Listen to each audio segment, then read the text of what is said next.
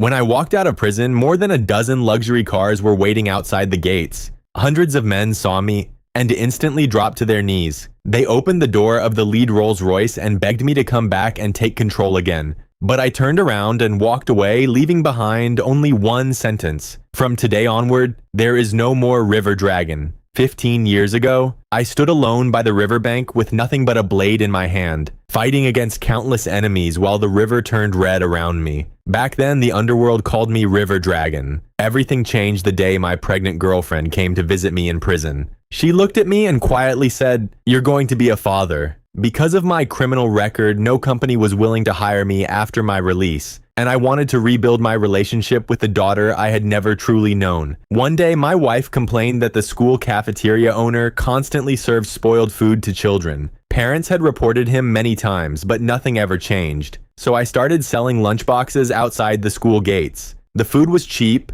fresh, and tasted good. Soon, many students began buying from me. But my daughter, Ruo, was nothing like the sweet little girl I had imagined. At a young age, she had already fallen in with a rebellious crowd. The moment they saw me, her friends burst out laughing. "Isn't that your ex-con father? Uncle, we heard you got sentenced for stealing scrap metal and damaging power cables by accident. 15 years for that? That's hilarious." Ruo looked completely embarrassed. She quickly walked over to me and pleaded quietly, "Can you stop coming here and humiliating me? You're ruining my image in front of my friends." I didn't argue. Instead, I handed her a lunchbox and gently said, "Your mom said you haven't been eating well at the cafeteria. These are all your favorite dishes. Just leave." Furious, she threw the lunchbox straight at me. Food splashed across my clothes. Her whole body trembled with anger as she shouted, "Do you know how miserable my life has been because of you? I grew up getting bullied because everyone said my father was a loser criminal. Now I finally have friends, and you still come here to embarrass me."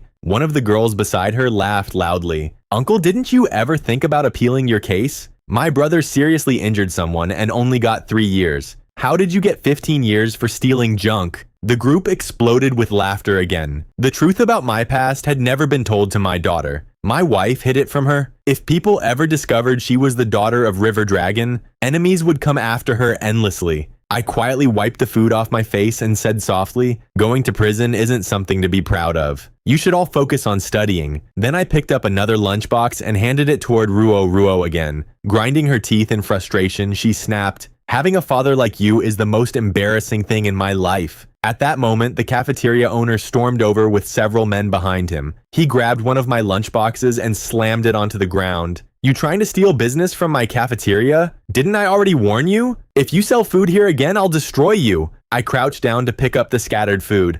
"I'm sorry, I'll leave right away." But before I could stand up, he kicked me hard onto the ground. "Did I ask you a second time?" Ruo stared at me tightly, clenching her fists. I knew what she wanted. She wanted me to fight back. But I couldn't, not anymore. I looked at the cafeteria owner sincerely. "Boss, we both sell meals for $15. I'm not undercutting your prices. The students just want something better to eat." His expression instantly darkened. "So now you're saying my cafeteria food is bad?" One of the large men beside him suddenly flipped my entire food stall over. Huge trays of food crashed onto the ground. Sauce and vegetables splashed all over my body. The cafeteria owner crouched down, grabbed my hair, and snarled, "You think you can ruin my business? Do you even know how many connections I have? More than a dozen parents reported me already and nothing happened. And now you think you can take me down?" I lowered my head and said quietly, "If my stall bothers you, I'll move farther away, alright?" My retreat only made Ruo even angrier. "Coward." The moment she shouted it, the red-haired girl beside her quickly covered her mouth. But it was too late. The cafeteria owner shot Ruo a cold look. Then he turned back to me and smiled darkly. "You think leaving is enough? Let's talk about compensation first. I heard you sell around 300 lunchboxes a day. That means you cost me 300 customers daily. My meals cost $15 each. That's $4,500 a day. You've been here 10 days, so you owe me $45,000. I looked up at him in disbelief. "Boss, that's unreasonable." The cafeteria owner sneered and looked toward the large man beside him. "He caused me huge losses, and now he refuses to pay. What should we do?" The large man crouched down, picked up some shredded pork from the ground, and laughed. "Damn, there's more meat than vegetables in this dish. You really don't care about making money, huh?" And then they started beating me. Students nearby watched the scene unfold with growing anger. "His cafeteria food is terrible. but he won't let anyone else sell food. But honestly, this vendor is way too weak. If someone treated me like that, I would have fought back already. I struggled to sit upright and wipe the sauce from my face. The first thing I saw was the disappointment in Ruo's eyes. So now even when people hit you, you still won't fight back? The cafeteria owner glared at her immediately. Little girl, mind your own business. Say one more word and I'll make sure you get expelled. Please don't. I quickly grabbed his arm. I'll leave right now. You want compensation? I can't afford the full amount, but if you tell me your actual profit, I'll pay for the losses. The cafeteria owner's expression instantly turned cold. You think I'm stupid? You expect me to tell you my profits? Even after all that, the cafeteria owner still wasn't satisfied. He raised his hand and slapped me across the face twice. Ruo watched silently for a second, then suddenly exploded. Fight back already. How much longer are you going to embarrass yourself? The cafeteria owner had clearly lost patience with her too. Annoyed, he pointed toward Ruo and shouted at the large man beside him, "Bring that rude little girl over here." The large man immediately started walking toward her. The red-haired girl beside Ruo panicked and quickly stepped away, pretending she had nothing to do with her anymore. I rushed forward instinctively,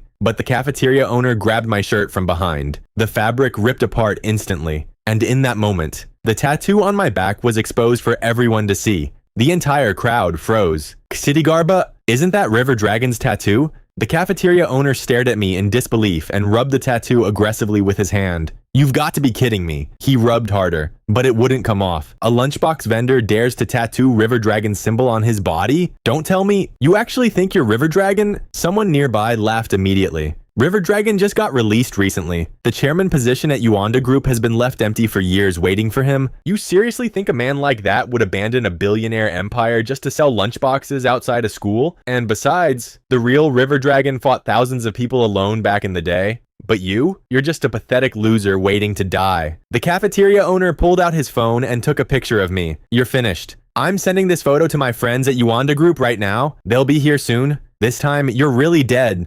Ruo's face instantly turned pale. She stared at me in shock. What is that tattoo? I forced out a small smile and quietly said, go home first. Suddenly, Ruo burst into tears. You're just a scrap metal thief. Why would you tattoo something like that on yourself? Do you even know how many people pretended to be River Dragon over the years? Yuanda Group destroyed every single one of them. You need to run. I stared at her blankly. Was she actually worried about me? Even though she hated having a weak father, she still didn't want anything bad to happen to me. The cafeteria owner grabbed me immediately. Trying to run? At first, I only planned to teach you a lesson, but now you brought this on yourself. Right then, his phone rang. Yeah, brother, this guy looks messy because I beat him up. What? You're coming here personally? Suddenly, his eyes widened. The Yuanda board members are coming? The entire crowd exploded in shock. You know those people? The cafeteria owner immediately shook his head. How could I know people at that level? But they just called and said they're already on the way. Damn. All this because somebody impersonated their boss. Looks like River Dragon's reputation still can't be challenged. He pointed at me viciously.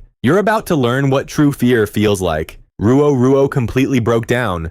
Ignoring the threats from earlier, she rushed to my side and shoved me hard. Run already. My mom waited 15 years for you. Do you want her to lose you again? Go. Looking at her crying face, guilt crushed my chest again. It was all my fault. Because of my past. Those two suffered for 15 years. Still crying, Ruo turned toward the cafeteria owner and begged, please don't call anyone. He's really just a scrap metal worker. He doesn't know anything about River Dragon. 15 years ago, he accidentally damaged a power cable and went to prison. He probably never even heard of River Dragon back then. He's not copying anyone on purpose. It's just a coincidence. The crowd instantly burst into laughter again. A scrap metal thief? That's the most pathetic crime I've ever heard. Ruo's face filled with humiliation. But even then, she grabbed my hand tightly and tried pulling me away. The cafeteria owner immediately blocked our path with his men. You think leaving is that easy? Yuanda Group already made it clear years ago. Anyone who tattoos that symbol is openly challenging them. I don't care if you're innocent or not. If you die today, then remember not to steal someone else's identity in your next life. We were completely surrounded now. Ruo panicked and looked desperately toward her so-called friends. Aren't you going to help us? But none of them moved. One girl crossed her arms coldly. Are we really that close? Another sneered. We're not risking our lives for you. You caused this mess yourself. Don't drag us down with you. Exactly. We joke around together sometimes, but nobody's dying beside you. I'm not stupid enough to offend Yuanda Group. Ruo's eyes filled with tears. I'm not asking you to fight them. Just help us leave. Please. At that moment, I realized something clearly. The world inside her heart had probably collapsed completely.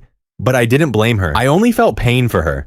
After spending 15 years in prison, I knew she must have suffered endless bullying growing up. She didn't join those troublemakers because she was bad.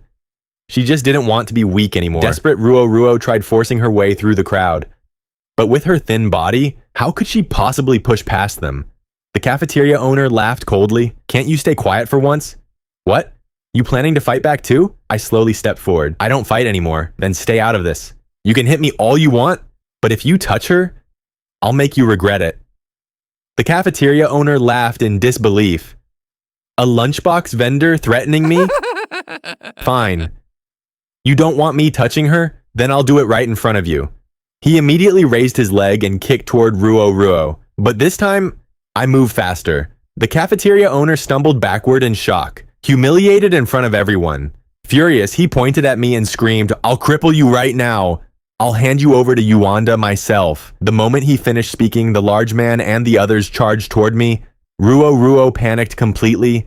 Taking advantage of the chaos, she cried desperately, Please run. I looked at the men rushing toward me, then quietly sighed.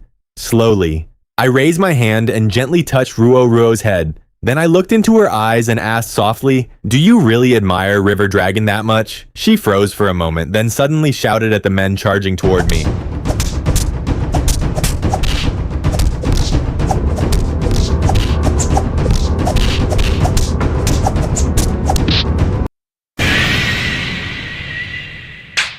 Come on then, there are so many of you. You can't even beat one lunchbox vendor? The second she saw an opening, she grabbed my hand tightly and tried pulling me away. Let's go. If Yuanda's people arrive, we won't be able to leave anymore. If we run now, they'll keep causing trouble forever. I said calmly, but I didn't move. It's better to end everything today. Stop acting tough and think about yourself first. Then I looked at her quietly. I never pretended. She froze again, staring at me in confusion. I knew there was no hiding the truth anymore. And right then, a loud noise suddenly echoed across the sky. Everyone looked up instinctively. 2 helicopters were approaching from above. The words Yuanda Group were clearly printed on the sides. The cafeteria owner instantly became ecstatic. Aren't you supposed to be tough? You're finished now. Yuanda's people are here. Today is your last day alive. The crowd quickly moved aside. At the end of the road, one luxury car after another slowly arrived. Rolls-Royces, Maybachs, an endless convoy.